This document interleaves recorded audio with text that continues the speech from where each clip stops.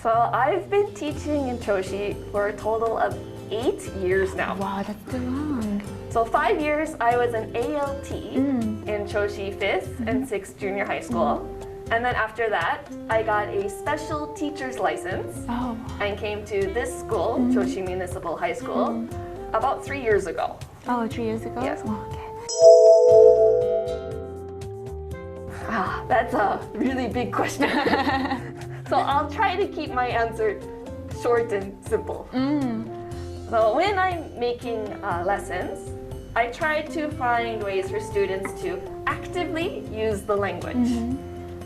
They learn a lot of grammar and vocabulary in their normal English classes.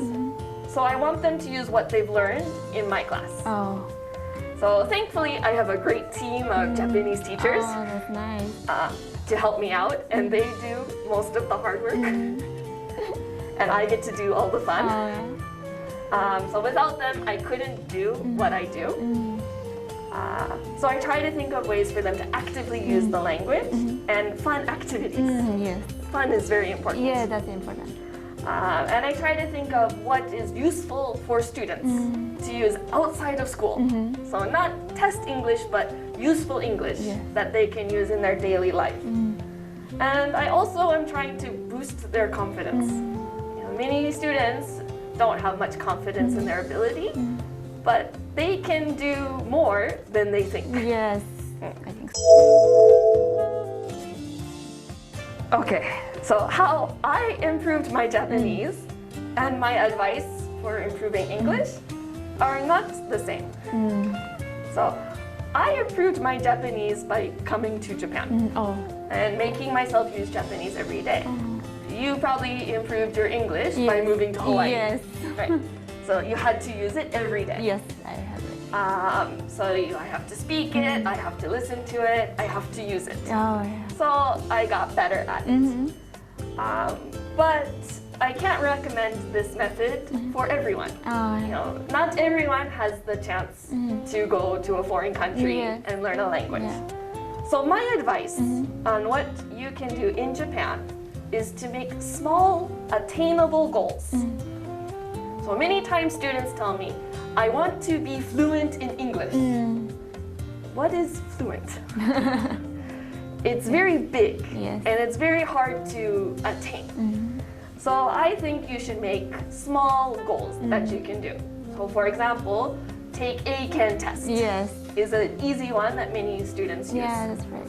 Or you can have the goal to understand an English YouTube video without Japanese subtitles. Or read your favorite book in English. Oh, yes. So these are small things you can do that when you finish them, you can feel really good. Yes. And I got better. Yeah.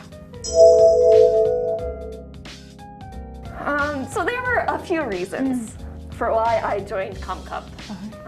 Like I mentioned before, I was on the speech team. So I've always enjoyed giving speeches. And I also taught speech to my junior high school students. And I give them advice on how to improve their English speech.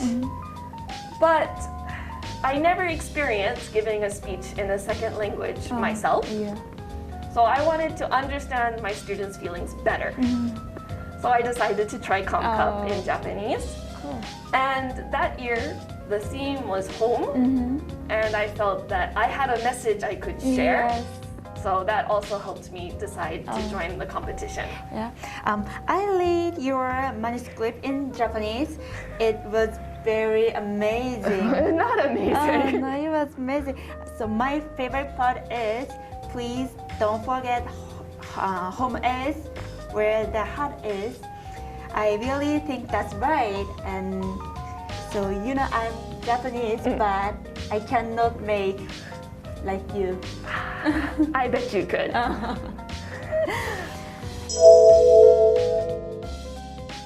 So before getting on the stage, I was so nervous. I was so nervous.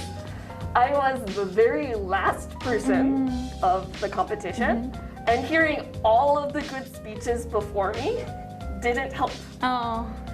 So when I got up there, I took a deep breath and said my speech as I practiced it.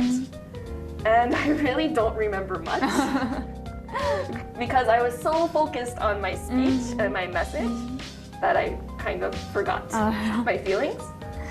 Then at the end, when my name was announced as the grand prize winner, I was really surprised and really happy. I felt that there were some really good speeches. There were many good speeches that could have won.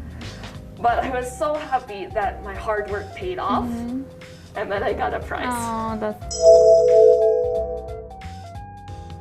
I can't remember too well. This was a few years ago. But I'm pretty sure I messaged my parents right away, even though they were sleeping. And I also messaged one of my teachers, my English teachers. English teacher. Yes. One of my English teachers I worked with, she helped me a lot with my speech.